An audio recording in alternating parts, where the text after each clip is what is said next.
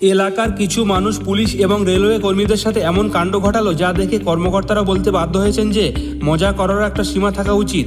পুরো ঘটনাটি কলকাতার মল্লিকপুরের বলে জানা গেছে। সেখানে কিছু লোক আরপিএফ এবং পুলিশকে হয়রান করার জন্য কাপড়ের একটি পুতুল তৈরি করে।